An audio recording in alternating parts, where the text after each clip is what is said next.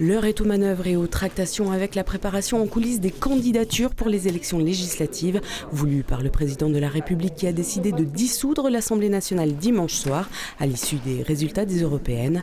Tout est extrêmement mouvant, mais voilà ce que l'on peut dire dans les Vosges ce mardi en fin de journée.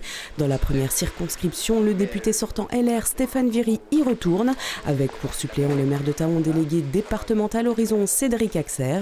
Pas de candidature autonome de la majorité présidentielle à attendre donc. Stéphane Viry devrait croiser sur son chemin Pierre François du Rassemblement national qui s'était présenté dans la 3e il y a 2 ans et un ou une candidate de l'Union de la gauche. L'insoumise Dominique Perrin et l'écologiste Lou Noirclair sont sur les rangs. Les accords nationaux entre les 4 partis doivent trancher. Dans la 2e circonscription, le député sortant du parti radical soutenu par la majorité présidentielle David Valence rempile. Il devrait avoir face à lui le conseiller régional d'Île-de-France et eurodéputé nouvellement élu Gaëtan Dussaucet pour le match retour d'il y a 2 ans où 300 voix avaient séparé les 2 hommes. Les Républicains réfléchissent à l'opportunité de se mêler au jeu. La gauche unie pourrait investir la conseillère régionale communiste Sandra Blaise.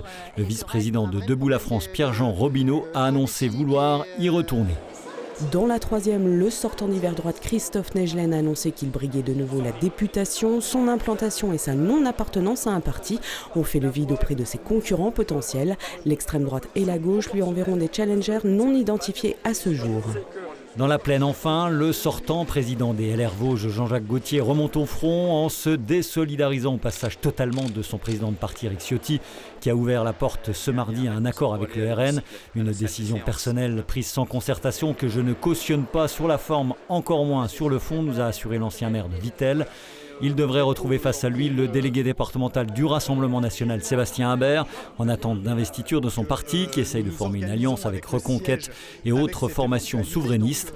À gauche, c'est la bouteille à l'encre. Le porte-parole vosgien de la France Insoumise, François-Xavier Wein, paraît légitime. Il avait fini 3e il y a 2 ans avec près de 16% des voix. Le maire de Bulgnéville et ancien député apparenté PS, Christian Franqueville, a envie d'y aller. Il nous l'a confirmé, mais attendait de rencontrer ses militants ce mardi soir pour se déterminer. Idem du côté du maire de Matincourt, Jory Suriot, dissident en 2022, qui n'exclut pas de se représenter. Tout ceci peut et va sans doute encore évoluer au rythme des jeux d'influence. À noter que la clôture du dépôt des candidatures a été repoussée finalement à dimanche 18h. On y verra donc beaucoup plus clair à compter de lundi, véritable coup d'envoi d'une campagne éclair inédite sous la 5e République.